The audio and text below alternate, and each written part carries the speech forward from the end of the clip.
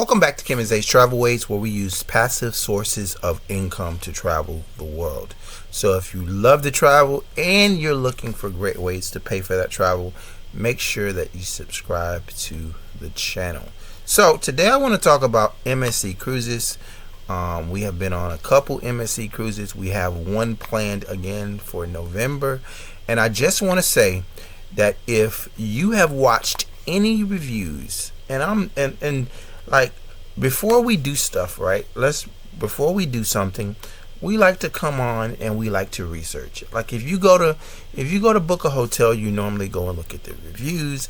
You look at what people say, their opinions on it, and we do the same thing. So before we got ready to go on an MSC cruise, we came on YouTube and we tried to look up reviews for MSC. And I just want to say that every single one of the reviews that we saw about MSC was completely wrong. It was completely wrong. And maybe it was just our experience and the experience that we went through, but a lot of the reviews were just crazy. Like, we thought we were going to go to a mustard drill, then go to our room and then have to call a number and go find somebody and all that. And that didn't happen. And I don't know if the process has been cleaned up since that video was made, but that video was actually made maybe 3 months before we actually went on our cruise. So did they change the process in 3 months? I don't know. People were saying that the food was bad. For us, the food was good. Now I know that can be subjective because not everybody has the same taste buds. So what I like, you might not like, and you've heard that saying, what you eat don't make me S. Yeah, that type of stuff. But like, people were saying that the food was horrible, like you're gonna eat it and kill, but that didn't happen. That didn't happen for us at all. The food was pretty good. You don't need a drink package, but they don't allow you to bring drinks or water onto the ship. So if you're not gonna have a drink package, you want to make sure you bring yourself a cup, because there will be multiple places where you can get something to drink, and then you can go to the bar. Like me, I'm more primarily a water drinker, so I don't necessarily I don't drink alcohol. I don't really do soda.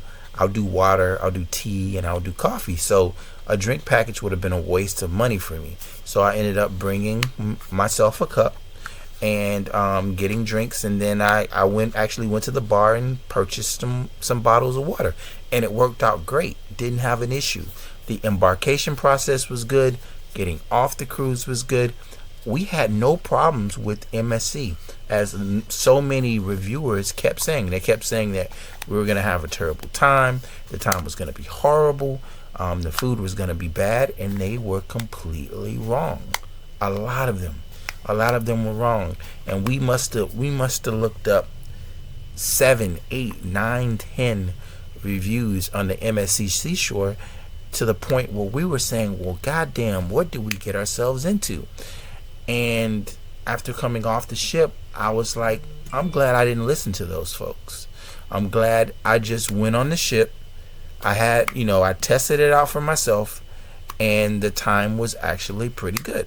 So if you are a cruiser and you want to check out a ship, also, MSC they're not expensive. They're one of the least expensive cruises you can go on. Plus, the ship is nice. It's not a rundown, raggedy ship like some of the older Carnival ships are.